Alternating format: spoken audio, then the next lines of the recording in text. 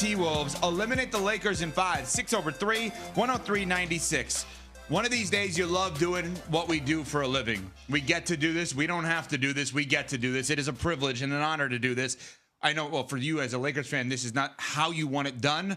But when you know the world... Oh, I'm going to laugh to keep from crying. Okay, so then what you do. You're good. It's like group therapy for you I'm going to laugh at it. We're going to work through your feelings. Yeah. So when you know the world, the sports world, is all talking about one thing... And all of the layers behind this that we have discussed. It's not only the game last night, the bigs versus the smalls in terms of Rudy Gobert, 27 and 24.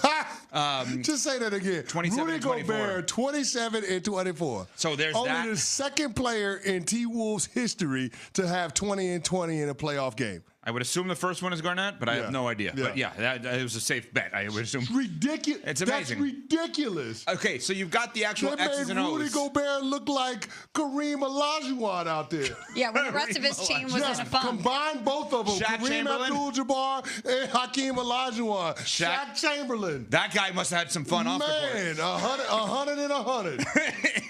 Wow. Shaq Chamberlain. Now that's a good topic. Tweeted us at Unsports ESPN. The hypothetical combination of names that would have been the best at what they do. In other words, like LeBron Jordan. Yeah. Magic Bird. Magic Bird. That's I'm just saying. The combo package. Magic Bird. Patrick McBrady. Tom Montana. That's a good one. Tom Montana sounds like cousin the greatest of Tony. quarterback.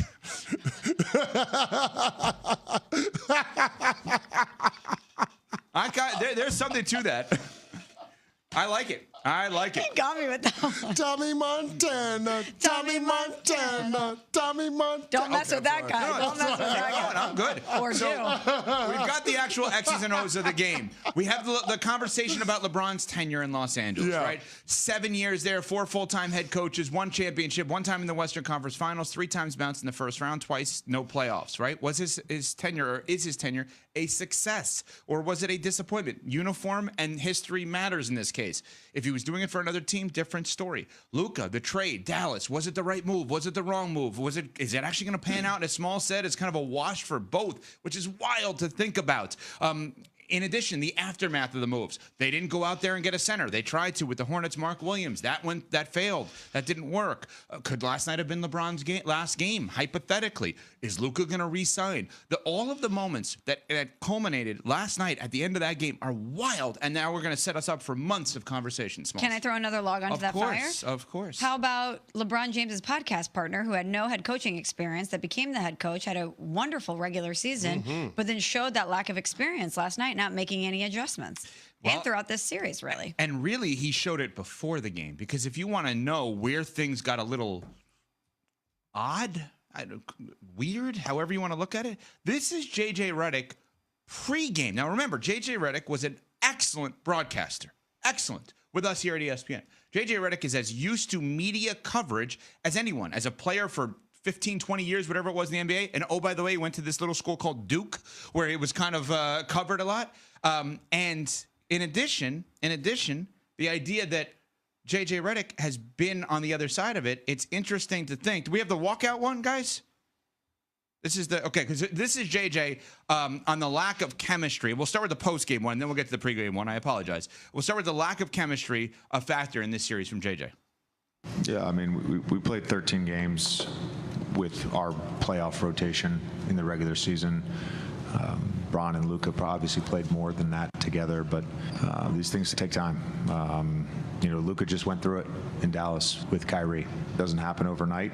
We obviously wished that I wouldn't call it chemistry, because they have chemistry, but that part of it we could figure out better, and we were, I guess, in a better place and more comfortable with that in the fourth quarters of playoff games. So that's him post-game. All right, chemistry conversation. Here's pre-game, though. J.J. Redick before the game, where this all kind of started last night.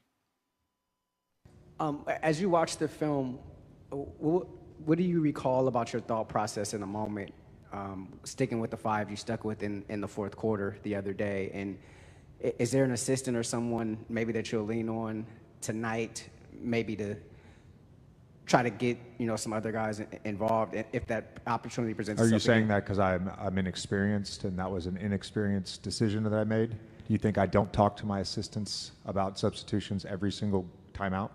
No, I just think there's a lot of coaches lean on their assistants in those situations. As do I, There's a lot going every on. single time. That's a weird assumption. And walked out. That's unprofessional. That's unprofessional. But here's the thing: a hit dog will holler. And JJ Redick understood that he made a mistake by playing LeBron James and Luka Doncic the entirety of the second half in Game 4. And those guys were gassed. LeBron was 0 from the field in the fourth quarter of that game. Matter of fact, the fourth quarter of this series, the LA Lakers were outscored 127-85. That's a plus 42 differential for the T-Wolves in the fourth quarter because you shortened your rotation. And you got a 40-year-old out there playing 40 minutes a night. I get it, it's the playoffs. You got to ride your horses, but at some point, you got to give LeBron James a blow. And J.J. Redick not picking and choosing the spots to get LeBron James out of the game and to mitigate what his absence would be on the court for the L.A. Lakers was the misstep that we saw for him through the entirety of this series. Couple that with Luka Doncic being sick in Game 3, not necessarily being in the best shape, being nicked up, dealing with the different injuries, the back last night, and that's what you get. A tandem that's not at the height of their powers, one because of fatigue, other due to injury, and then a bench or a supporting cast that doesn't have any confidence because the coach won't put them in the game. How is that not on J.J. Redick? How can you look at the Lakers getting gentlemen swept by the Minnesota Timberwolves? How can you look at that and not think in some way, shape, or form it's an indictment on the head coach? Regardless of what you think of the roster composition for the Lakers, the fact that this was not a long series, how is that not on J.J. Redick? It's definitely part of the conversation, which is why I'm surprised that his response was what it was when asked about it. You would think that somebody who has had this media experience would know a question like that could be on the table and that you would respond differently. But that was an emotional response. To get up and walk out, you could see how agitated he was by the question. You could hear it in his voice and in his tone when he was responding. And then he ends things, get up, and he walks out. What brings out that emotion? It's because he probably knows that there's some truth in the question, or at least that people are discussing it. And you would think that he would have some sort of response prepared for a question that was inevitably going to come for a first-time head coach who's never been in this position. I think that J.J. Redick, if you think about it, like I agreed with his decision to go with those guys in Game 4. I was wrong, obviously. I think it's pretty clear he acted with desperation in Game 4, thinking if we don't win this series is over. He happened to have been right. He used the wrong desperation tactic in terms of playing all those guys the entire second half, right? Agreed. There had to have been another desperation tactic. We could laugh at the idea of like, hey, dust off Dalton Connect, your rookie three-point shooter. But those are desperation tactics. He chose the wrong one.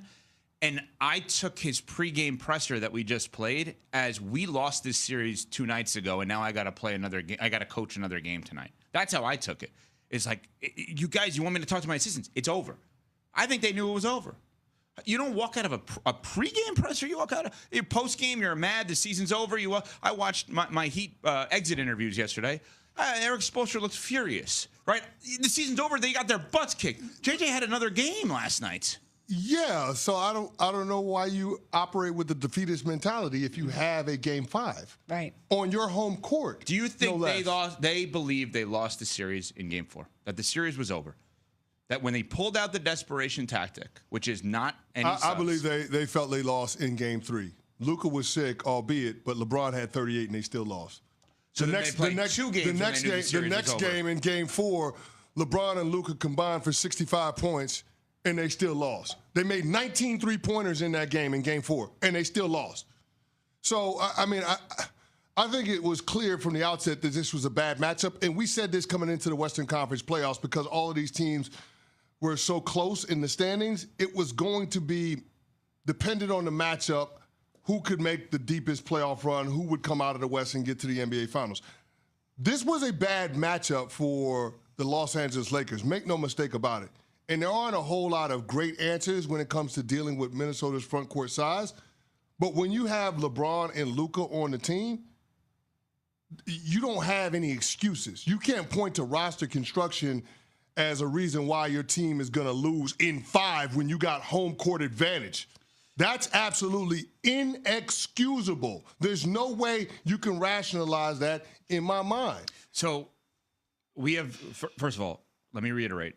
The T-Wolves deserve all the credit in the world. Anthony Edwards is unbelievable. There's time for that. We're going to have 2 months. Rudy Gobert was unbelievable last night. Julius Randle he deserves a ton of credit. He deserves his flowers. Stepped up in a big way when his team was in a funk. There are 3 current teams, I believe, in the NBA that when you make a move like Luka and it doesn't work out, it's in year 1.